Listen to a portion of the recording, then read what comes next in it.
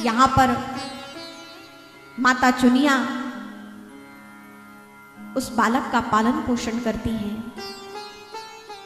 और कहते हैं कि पिता ने अब तक भी ये नहीं देखा कि आज 4 दिन हो गए मेरा बालक कैसा है, या मां को भी देख ले कि तुलसी कैसी है।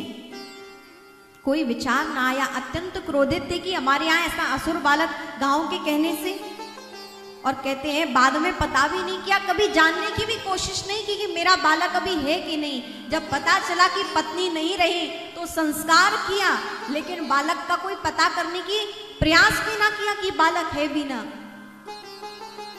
और कहते हैं यहाँ चुनिया दासी उन तुलसीदास जी का पालन पोषण करती हैं।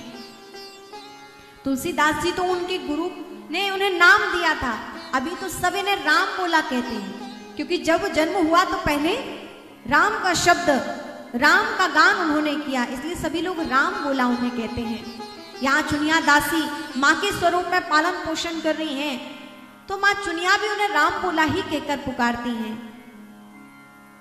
और देखिए भक्ति प्रतिकूलता में ज्यादा विस्तृत होती है, फलीभूत होती है। जब सब चीजों की अनुकूलताएं मिलती जाए ना, जब सुख रहते हैं तो व्यक्ति को परमात्मा उतने याद नहीं आते हैं। लेकिन जब जीवन में प्रतिकूलताएं होती हैं, विपत्तियां होती हैं, समस्याएं होती हैं, संघर्ष होता है, तो प्रति क्षण प्रति पल चारों ओर मनुष्य को परमात्मा ही दिखाई देते हैं। मंदिर में प्रार्थना होने से ज्यादा आपने अस्पतालों में प्रार्थनाएं सुनी होगी। जितनी श्रद्धा से ज्यादा व्यक्ति मंदिर में प्रार्थना ना करता होगा, उतना अस्पतालों में लोग प्रार्थना करते हैं कि हे भगवान सब ठीक हो जाए, उतना आर्त होकर पुकारते हैं। शायद इतनी आर्तता से तो मंदिर में भी ना पुकारा हो जितना आर्त होकर व्यक्ति कष्ट में पुकारता है, प्रतिकूलताओं में पुकारता है। राम बोला की स्थिति ऐसी कि सभी ओर से प्रतिकूलताएं। अभी तक तो प्रथम मां का दुख, बाद में पता चला कि माता चुनिया उनकी असली माता नहीं है, माता हुलसी उनकी जन्मदात्री माता है। और कहते हैं बहुत समय हुआ भी नहीं था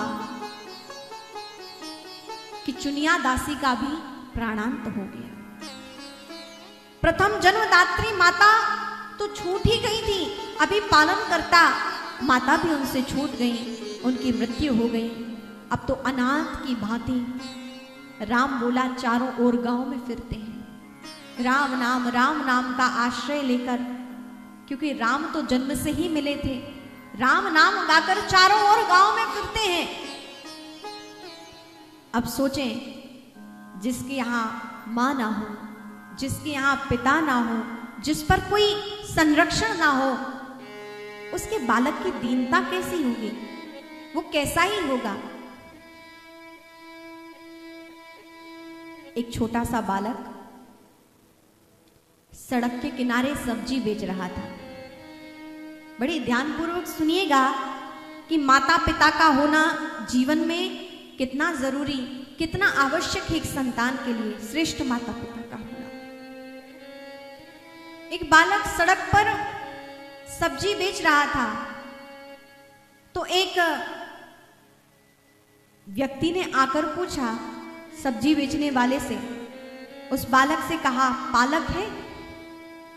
क्या कहा? पालक है। उस समझदार पूर्ण